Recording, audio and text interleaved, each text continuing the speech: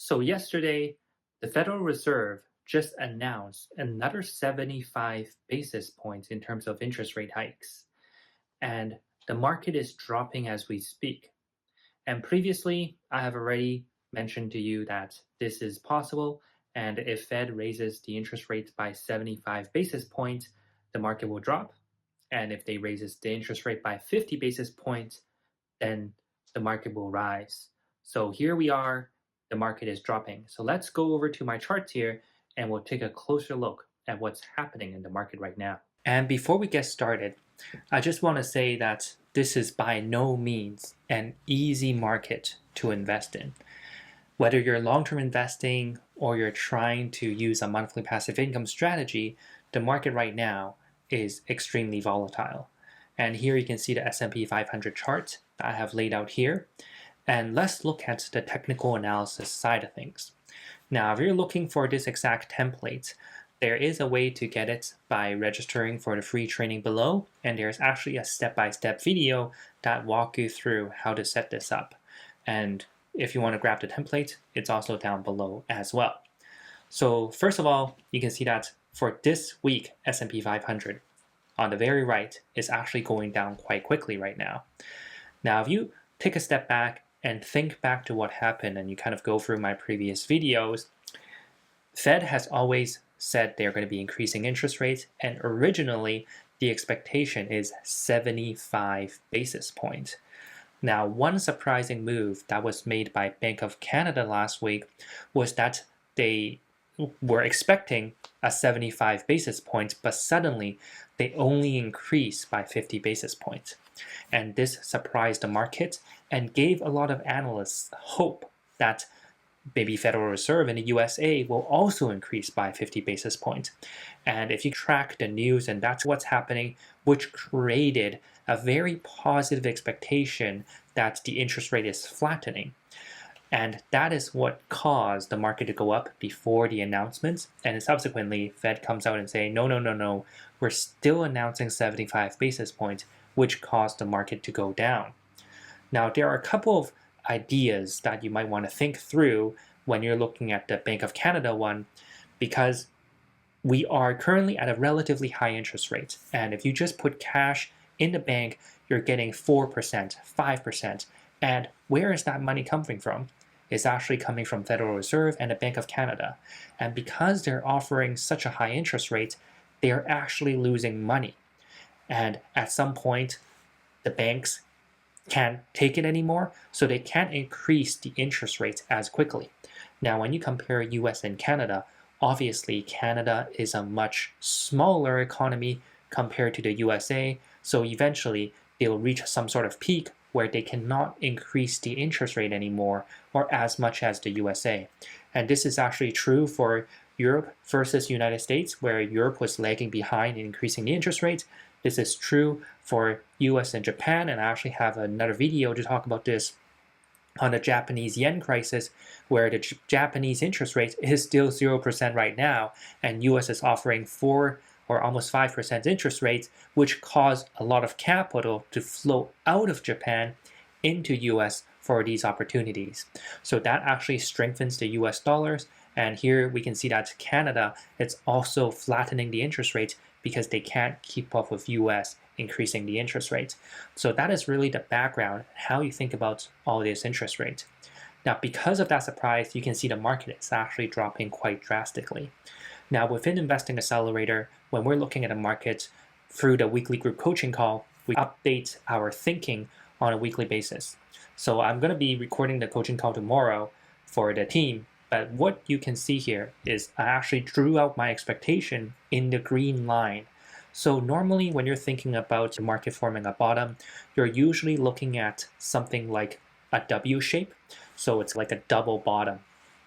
And in this case, because there's so much uncertainty around these couple of weeks, including the interest rate increase November 2nd, the election results November 8th, the next inflation reports November 10th, what I expect is actually a triple bottom in the market.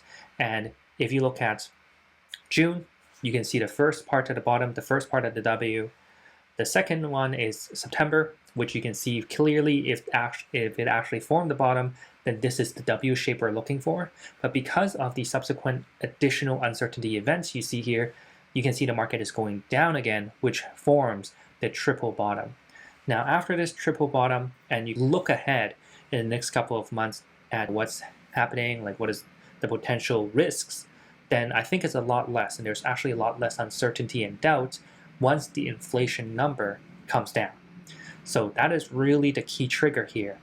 And let's take a look at this Bloomberg article, and I'll show you what I mean.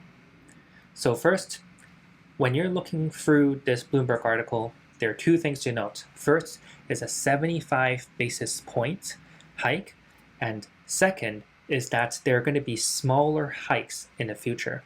Now, if you look at one of my previous inflation video, the Goldman Sachs forecast is 75 basis points for November, which here we are now, and they're right, 50 basis points for December, and that is coming up in 1 month.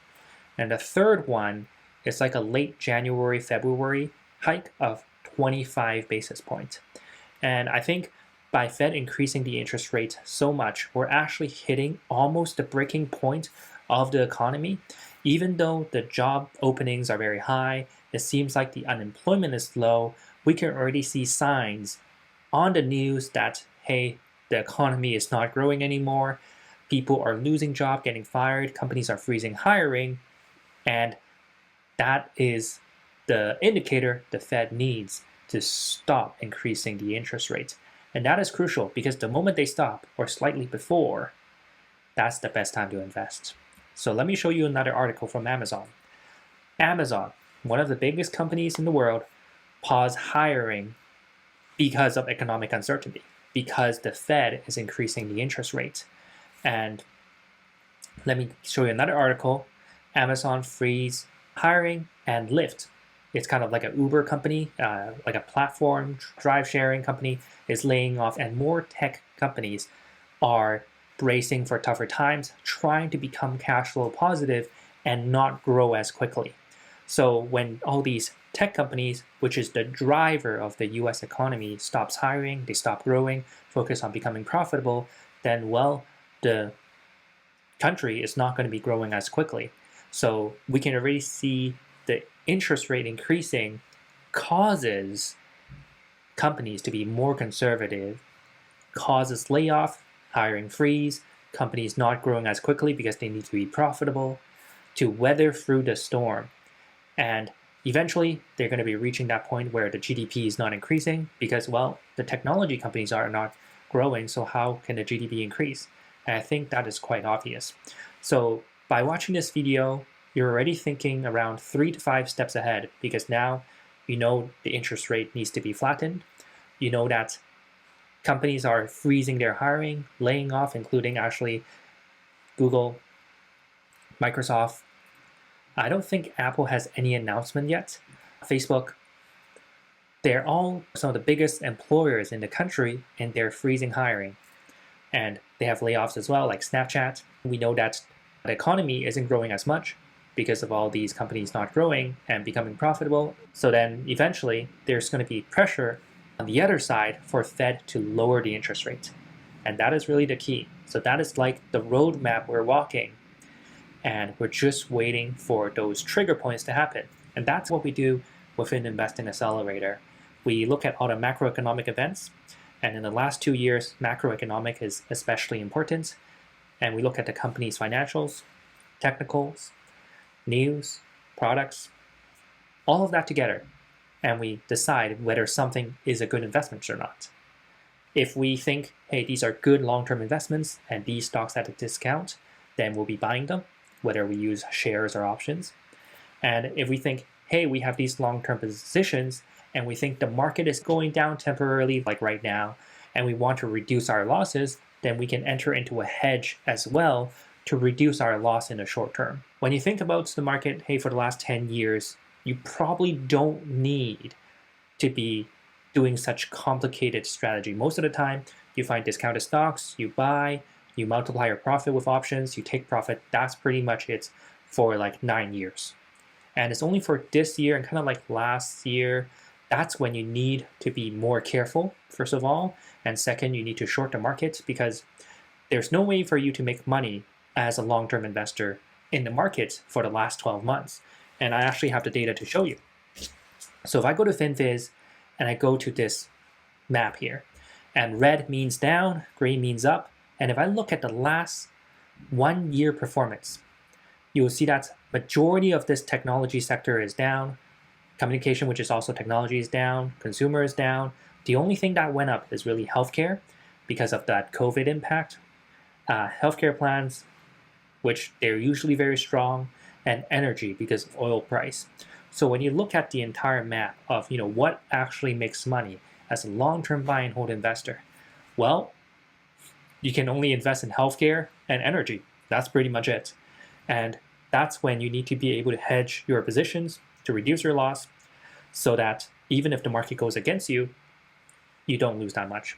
So let me give you an example. So right now you can see S&P 500 went down this week. So let me just zoom in a little bit and use a daily chart. So I go down to here and you can see the last 3 days or so are going down. If you have been following my YouTube channel, I previously mentioned that if the Fed increased interest rates by 75 basis points, the market will go down. So last week, we knew this already, and we wanted to hedge our bets. So if the market goes up, then great, everyone's happy. If the market goes down, we want to allocate a small portion of our money to reduce our loss. Sounds very reasonable, right? You're not allocating a lot of money, like 5, 10% or 15%, just to hedge your positions so then you're not losing as much money. So after the announcement, the market went down significantly, and my portfolio value overall is actually quite steady. A little bit declined from the previous top, but then comparing with the amount of percentage the stock dropped, it's actually quite steady for what it is. So that's why hedging is important, and I can take profits on the hedge, average down on my position. I can get a lower cost per share when the bull market comes back in again. Now, of course, this is not easy thing to do. That's why you need to track the market a little bit closer during the bear market. And there are actually instances where I cannot hedge that well, or I didn't even hedge. So let me show you an example called GPN, Global Payments. This is actually one of the positions I have, and it's actually very surprising how much it dropped. So if I go to here, and 4 days ago, I actually knew the earnings was Monday, and I looked at this stock, I look at Visa, MasterCard, who's in the same industry, and I thought to myself, well, I think this company is going to be fine. I think they're going to be able to meet their earnings, which they actually did on Monday.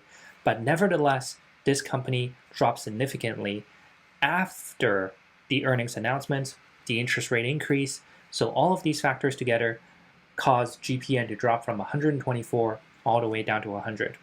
Now, should I have hedged? I think the answer is yes. I should have been able to capture this downward move by using, let's say, 10% of my position value to hedge, but I didn't. And the truth is, well, I try to hedge my biggest positions, and this is one of my smaller ones, but I didn't get to hedge this one.